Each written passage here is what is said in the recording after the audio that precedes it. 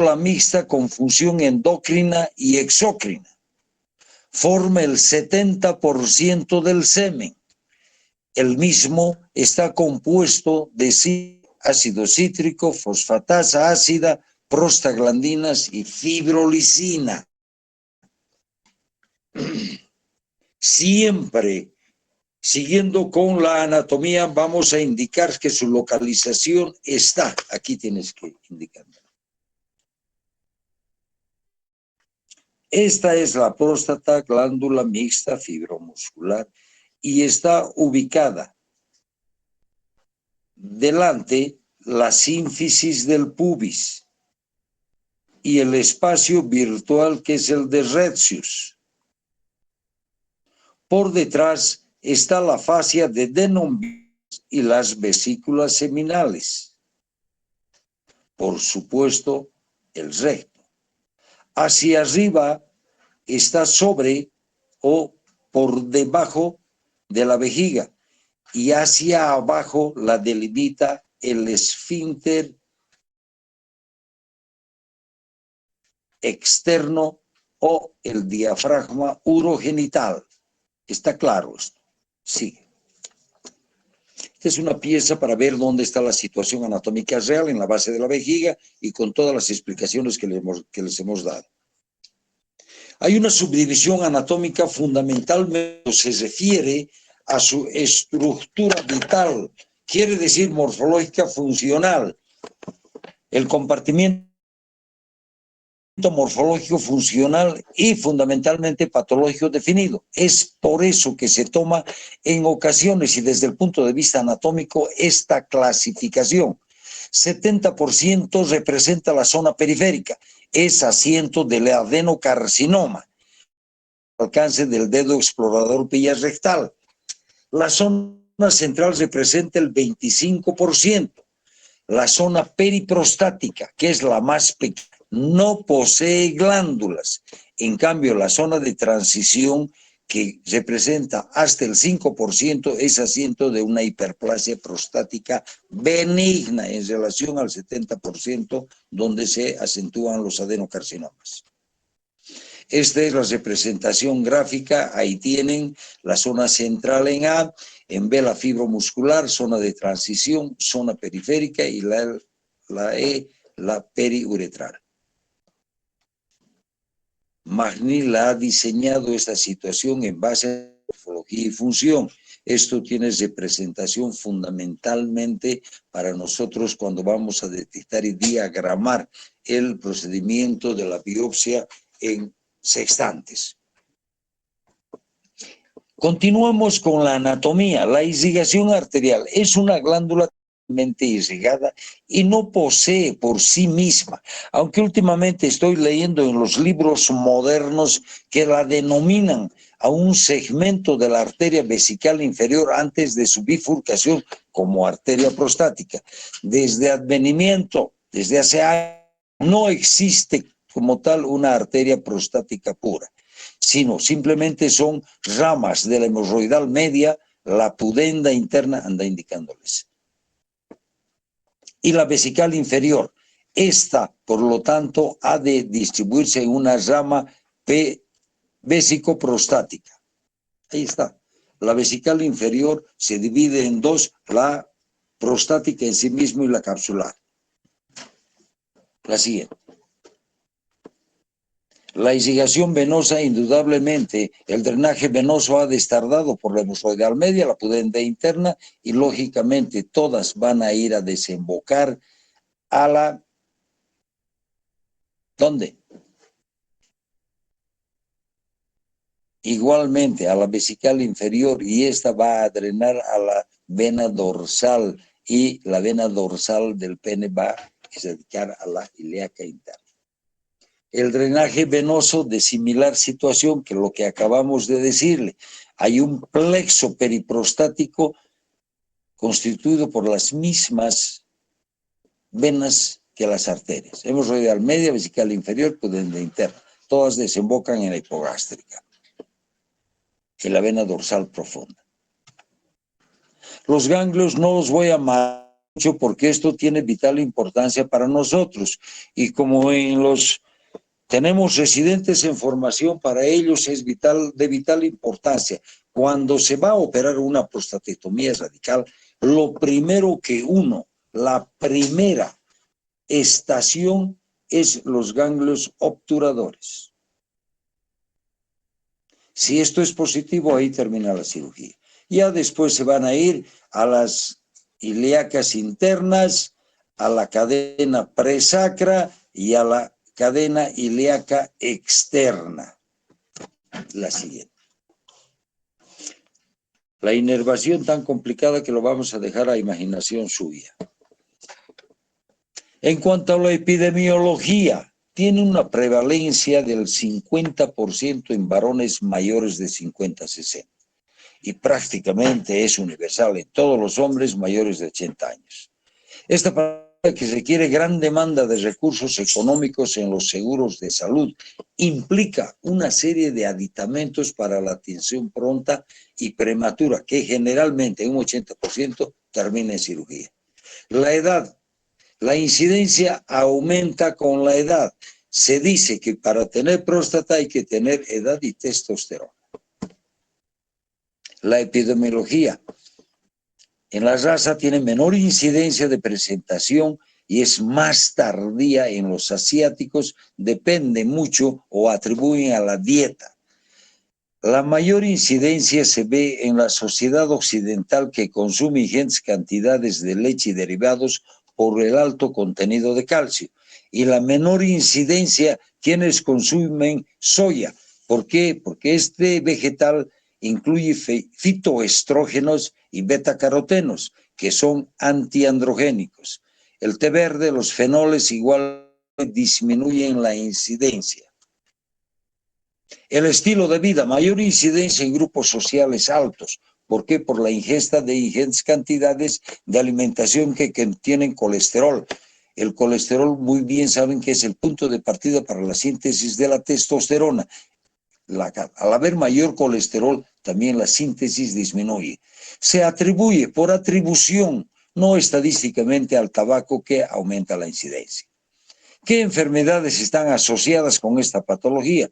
Mayor incidencia con diabetes, hipertensión o enfermedades cardiovasculares, por este mismo problema que acabo de mencionar líneas arriba. Y disminuye la incidencia en la cirrosis, lógicamente, porque hay menos estrógenos que se sintetizan en un hígado, menos testosterona que se sintetiza en el hígado enfermo. Por lo tanto, aumenta en contraposición los estrógenos. ¿A qué se atribuye la patogenia de esta patología? Hoy en día están 5 teorías. La primera es la hipótesis de la dihidrotestosterona y edad. Aumenta el nivel mayor de 40 años. Por lo tanto, es una secuencia que se atribuye. La segunda teoría es el desequilibrio estrógeno-testosterona. Es la conversión de estrógenos en testosterona con la edad. La tercera es la interacción epitelio-estroma. Es pérdida del control de la proliferación celular. Y por lo tanto la cuarta se sobrepone a esto porque hay una reducción de la apoptosis. Muy bien saben que la apoptosis es la muerte celular programada. La que mayor interés hoy por hoy se le está dando es a la quinta teoría, que es la teoría de las células madres. En los estudios histopatológicos de cadáver se ha encontrado que las células madres tienen un incremento anormal en el epitelio basal de las glándulas. Más o menos, para ver lo que les hemos dicho desde un principio, la testosterona ha de definitivamente hacer su acción en las células estromales. En la célula estromal normal ha de tener directa relación con el factor de crecimiento endotelial. Eso es la normalidad. En cambio, para que esto actúe, se necesita la síntesis de dihidrotestosterona a partir de la enzima 5-alfa-reductasa. Por lo tanto, como hay un metabolito activo, indudablemente ha de estimular el factor de crecimiento y el equilibrio permanece. Ahora, sigue. Ahora, cuando hay una proliferación celular exagerada, siempre por estímulo de la 5-dihidrotestosterona, lógicamente, aparte del factor de crecimiento endotelial, ha de producirse el equilibrio respectivo, porque está en consonancia con la muerte celular programada.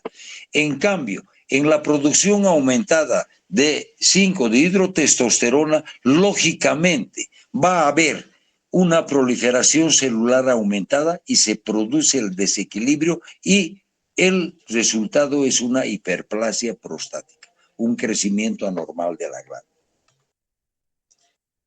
Más o menos para tener una idea somera de lo que significa, esto es una vejiga y una próstata normal, y esto es lo que pasa cuando hay una hiperplasia prostática desmesurada. Notarán que el lumen de la uretra prostática prácticamente ha desaparecido cuando hay compresión extrínseca a través de la glándula en proliferación masiva. ¿Qué anatomía patológica representa eso? Histológicamente se distinguen 5 grupos: el estromal, el muscular, el fibromuscular, el fibroadenomatoso, mioadenomatoso. ¿Qué sintomatología produce esta patología? Hay síntomas predominantemente obstructivos y predominantemente irritativos. Entre los obstructivos está la disminución de la fuerza y el calibre del chorro, retardo en el inicio, goteo terminal, vaciamiento incompleto y micción intermitente. También se la denomina a este grupo de síntomas obstructivos o de vaciamiento.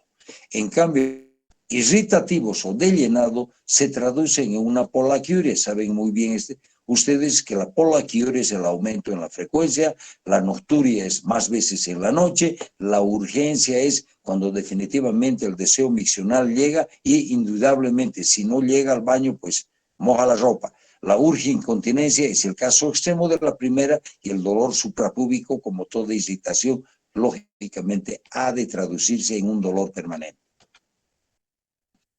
También estamos con síntomas, valora los síntomas, el IPS. ¿Qué es el IPS? Es un sistema internacional de sintomatología urinaria. Una encuesta validada, tiene 7 preguntas que valen de 0 al 5. La leve es hasta 8, la moderada de 8 a 19 y la severa más de 19. La octava pregunta evalúa la calidad de vida, más o menos. Si llega hasta 4 es severa. Necesario y fundamental un nivel sociocultural mediano o alto, porque son preguntas que no podemos hacer en nuestro medio demasiado a los pacientes porque no tienen idea. Comprenderán que nosotros nos desenvolvemos en el Hospital Clínico Viedma, donde la situación es claramente la gente de rural, por lo tanto, casi nosotros de rutina no la utilizamos.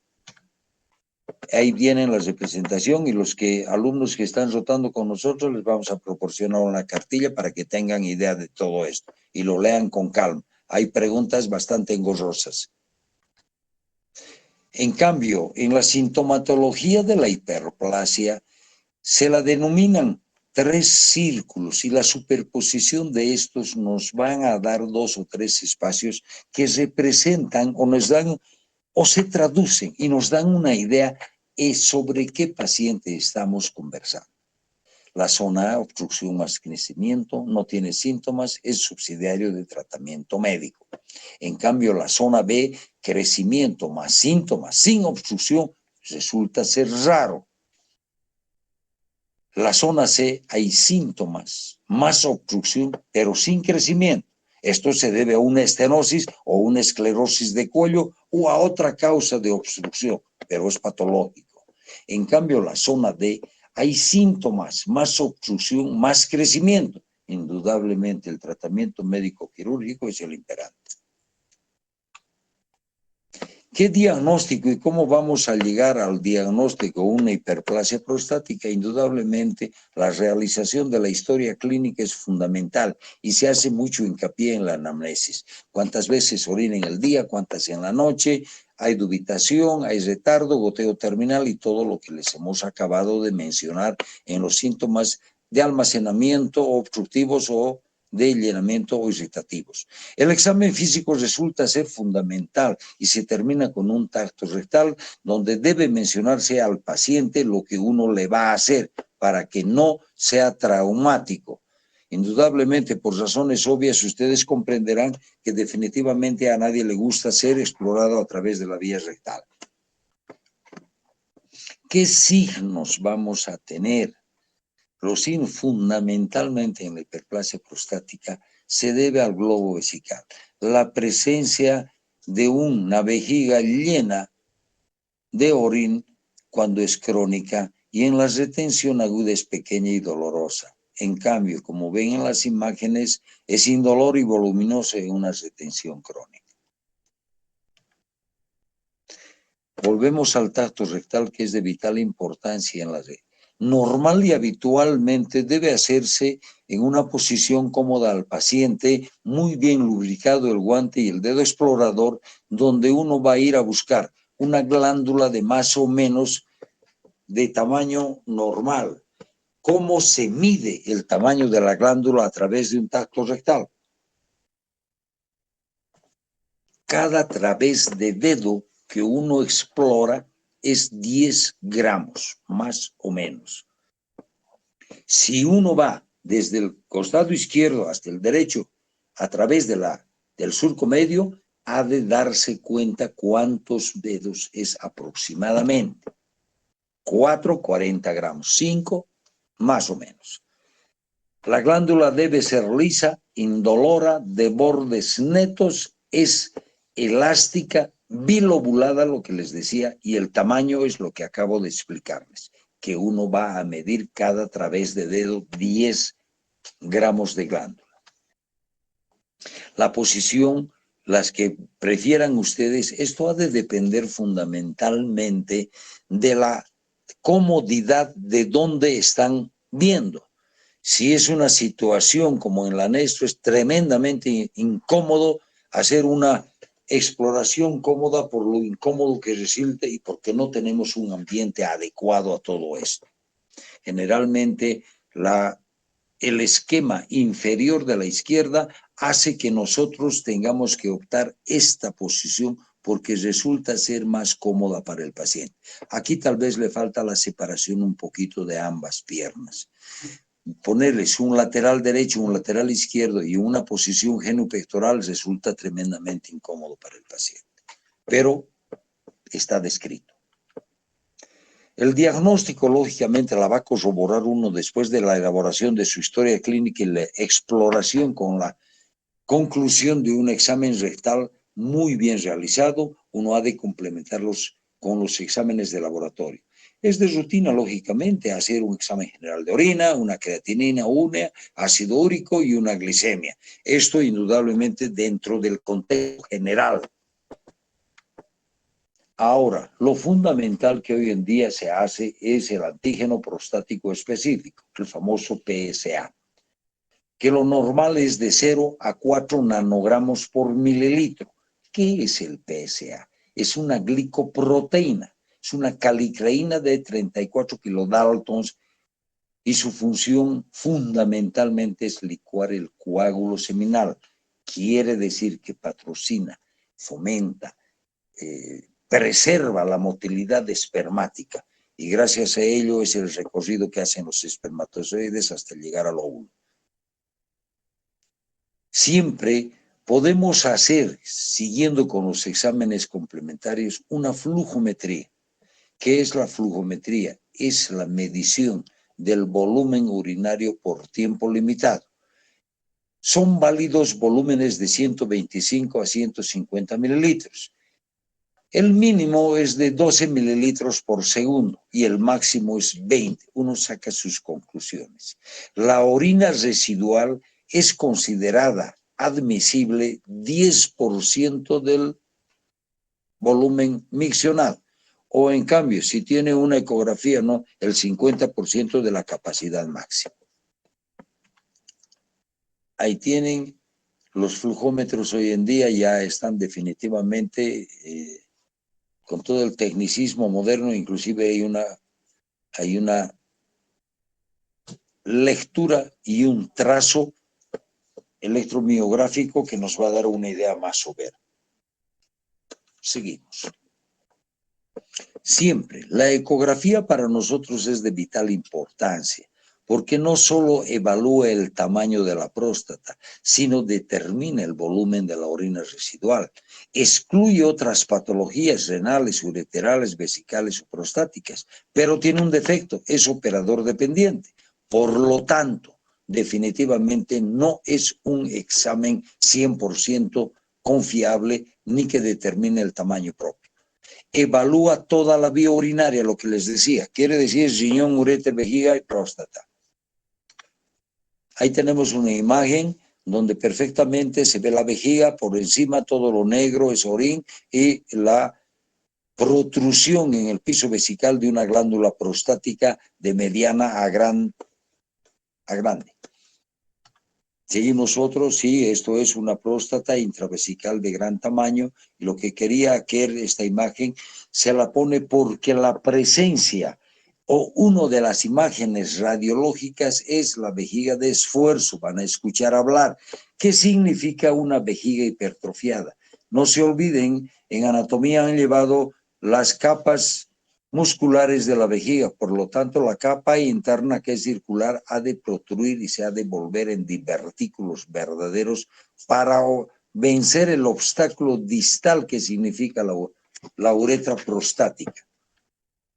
Igualmente ahí tienen el surco medio y nos está indicando definitivamente la flecha, es por allá por donde se orina, y si a los lados los contornos laterales está obstruido por las glándulas laterales, lógicamente la fuerza que debes realizar para vencer el obstáculo distal ha de ser mayor, por lo tanto se hipertrofian las fibras musculares de la vejiga.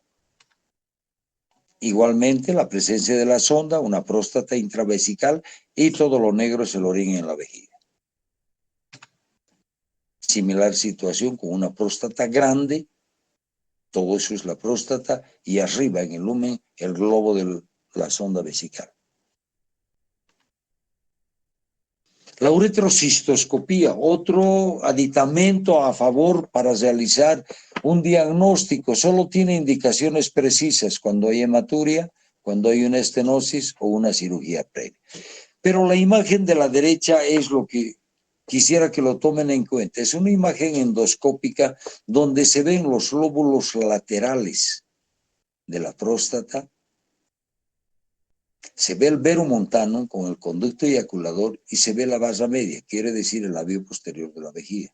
Por lo tanto, cuando uno evalúa endoscópicamente, tiene que medir desde la punta del vero montano hasta el cuello de la vejiga. Entonces es otro sistema indirecto de ver el tamaño de la próstata. Y fundamentalmente el grado de obstrucción que tiene esta imagen endoscópica. ¿Qué diagnóstico diferencial vamos a tener en esta patología? Todo proceso obstructivo distal, indudablemente. Entonces, tenemos por la poliquia nocturna irritación, infección urinaria. La estenosis de uretra mostralis. Esta, que es una patología obstructiva distal. La vejiga neurogénica ha de producir una vejiga hiperactiva en ocasiones. El cáncer de próstata, por su crecimiento desmesurado, ha de obstruir el flujo normal urinario. La prostatitis aguda es una patología inflamatoria. El trauma vesical de similar causa y la litiasis urinaria. Aquí tienen una piedra gigante dentro de la vejiga que prácticamente está abarcando todo el lumen de la vejiga. Ahora que se le ha terminado la patología, habrá que tratarle. Primeramente vamos a explicarles el tratamiento de tipo médico. Hoy por hoy todavía en ciertas latitudes del mundo actúan los fitoestrógenos, la fitoterapia, que está dada fundamentalmente por el pigeon africano, Serenoa repens y la Sabal cerulata, que son del tipo y la familia de las palmeras. El pigeon africano es la palmera enana. ¿Qué acción tienen estos tres? Hay como 10, lo que nos interesa y tienen fundamentos científicos son estas tres. Una acción antiinflamatoria, antiestrogénica, antiandrogénica, porque disminuyen la globulina transportadora de testosterona. Eso es su mecanismo de acción. Ahora, hay inhibidores de la 5-alfa-reductasa. Si los que están presentes recuerdan, a un principio habíamos dicho en la fisiopatología que definitivamente era fundamental la 5-alfa-reductasa para la transformación de la testosterona en 5-dihidrotestosterona. Por lo tanto, es el metabolito activo de la testosterona. Entonces, esta enzima inhibe las isoenzimas 5-alfa-reductasa del tipo 1 y 2. Y entre estas están el finasteride, que tiene efecto bloqueante del tipo 2, y el dutasteride, efecto sobre los bloqueadores 1-2. La silodosina, que todavía no tenemos en el medio. Los alfa bloqueantes, hoy por hoy definitivamente es el arma fundamental para la hiperplasia. Son antagonistas selectivos del receptor alfa 1. Los de acción corta son el prazosina y el alfusosina. Los de acción prolongada, la terazosina y la doxazosina. Y el fundamental, el selectivo alfa 1, es la tamsulosina. Es lo que hoy por hoy es el arma fundamental para el tratamiento médico de la hiperplasia. Todos estos medicamentos que les acabo de mencionar, en la antigüedad se utilizaban para la hipertensión arterial, por lo tanto tienen una acción de relajamiento de la musculatura lisa. Y si la próstata está con musculatura lisa, pues la relaja y aumenta y ayuda al flujo urinario. También, hoy por hoy, tenemos los inhibidores de la enzima fosfodiesterasa 5. Desactiva el óxido nítrico y por lo tanto produce una relajación muscular. Es el principio elemental del sildenafil, del tadalafilo, pero aquí se utiliza más el tadalafilo porque tiene una acción un poquito más prolongada. 5 miligramos diario en combinación con alfa bloqueante, yo creo que va bien la cosa. Dependerá de la edad del paciente para dar esto. Inhibidores de la 5. 5-alfa-reductasa. También el dutasteride. Tiene efecto bloqueador 1 y 2. Alfa bloqueantes selectivos alfa 1, vuelvo a repetir, es la tamsulosina. Estos ya son efectos, o sea, tratamientos combinados, que en una cápsula vienen los dos componentes. Los dúos, los plus, en fin, todo esto. También en determinado momento podemos utilizar los antimuscarínicos subtipo del M3, oxibutinina, solifenacina y el mirabegrón. Todos estos medicamentos más se actúan o se utilizan para vejigas hiperactivas. Los alfa bloqueantes también, en combinación con estos, vienen tamsulosina de 0,4 miligramos. Ahora, todo esto, con el correr del tiempo y la preferencia del paciente, podemos hacer un colorario de todo esto y poder mencionar indicaciones quirúrgicas relativas, que es el tamaño de la glándula, que es la sintomatología, la edad del paciente y fundamentalmente la preferencia del paciente.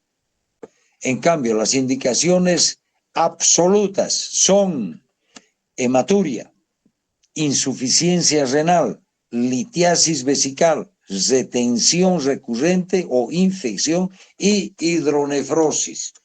Si está destruyendo el riñón, pues no podemos estar de brazos cruzados y no retirar el obstáculo distal que es la próstata. El tratamiento quirúrgico, indicación y técnica depende del tamaño y morfología. En esto quiero hacer hincapié fundamentalmente en el Hospital Viedma. Nosotros tenemos una norma. No se olviden que el hospital es un hospital escuela y donde hay residentes en formación. No le vamos a explicar a un paciente o definitivamente hacer manos en una próstata difícil, problemática, que lo único que va a dar es problemas. Entonces, desde este punto de vista, nosotros tenemos 60 gramos va para resección y más grande para cirugía abierta.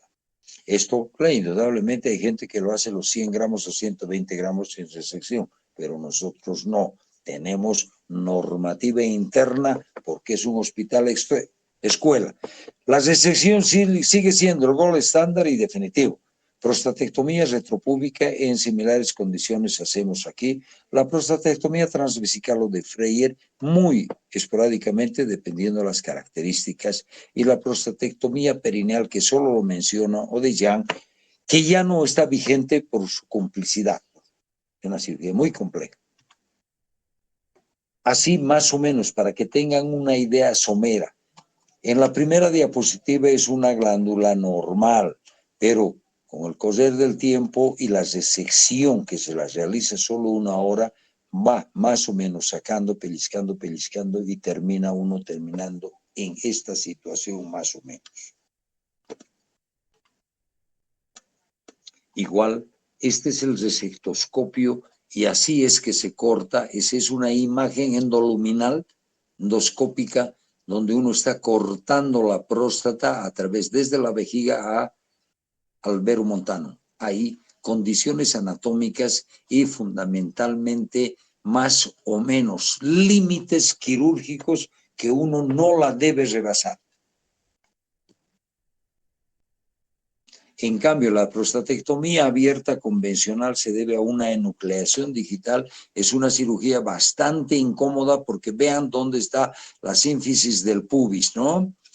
Definitivamente uno tiene que enuclear por dentro y después hacer la hemostasia. A un principio he hecho hincapié en la más o menos complejidad de la irrigación arterial que tiene esta glándula. Lo incómodo anatómicamente para abordarla, lo complejo que es, entonces resulta muy problemático. El uso de energía. Hoy por hoy van a ver que definitivamente hay la evaporación con láser, la enucleación con láser o plasma y la ablación con plasma, la imagen inferior, donde evapora el famoso honguito, se va quemando, quemando, quemando y uno termina pues cauterizando y evaporando la mayor cantidad de la glándula y dando un lumen bastante complaciente para que pueda la vejiga evacuar cómodamente el contenido vesical. De estos tratamientos existe infinidad. Hoy por hoy prácticamente se ha masificado el uso, los mínimamente invasivos, los cómodos, se las hacen indudablemente, inclusive en el consultorio, cuando uno tiene toda la situación. Lo que están viendo es la prótesis expansible, es un pequeño aditamento similar a la angiografía, ¿no? A los que ponen los stents para problemas de infarto de miocardio. Entonces esto abre y se entierra en la prostatotomía, que solamente significa el corte de la glándula prostática. La termoterapia, el TUM, la ablación transversal con aguja, la dilatación con dilatación de alta presión. Hay otros con frío, con nitrógeno líquido, otros con caliente. Definitivamente tratan de simplificar y de abordar. En nuestro medio, la conjura y la predisposición es solucionar problemas, no hacer experimentos, pero ustedes tienen la obligatoriedad de saber alternativas de este tratamiento quirúrgico. ¿Qué complicaciones tiene esta patología? Tiene complicaciones inmediatas, que es durante el transoperatorio una hemorragia masiva. Por lo tanto, esto te va a condicionar a una bajada de la presión y a un infarto del miocardio. Si después de las transfusiones u otras cosas, hay que tener mucho cuidado en la trombosis venosa profunda y después en un trombolismo pulmonar que tiene alto índice de mortalidad. Por eso es de que el preoperatorio es bastante riguroso en estos pacientes. No se olviden, quienes se operan de próstata son mayores de 60 o 70 años, por lo tanto tienen comorbilidades en mayor o menor proporción.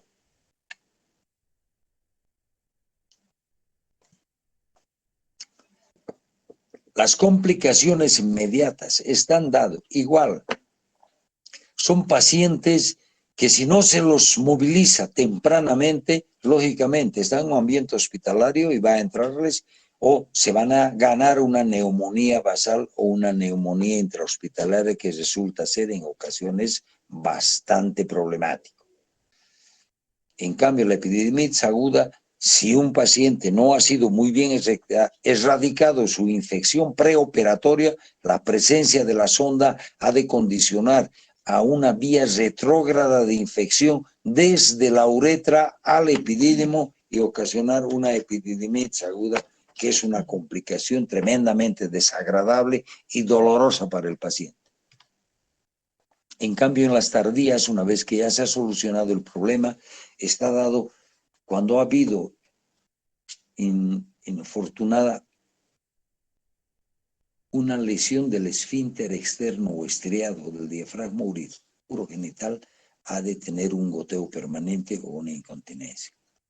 La estenosis de uretra que hemos visto por la presencia de la sonda misma y por la demasiada rigurosidad en la fulguración del cuello de la vejiga, ha de dar una esclerosis de cuello, que es una complicación bastante frecuente.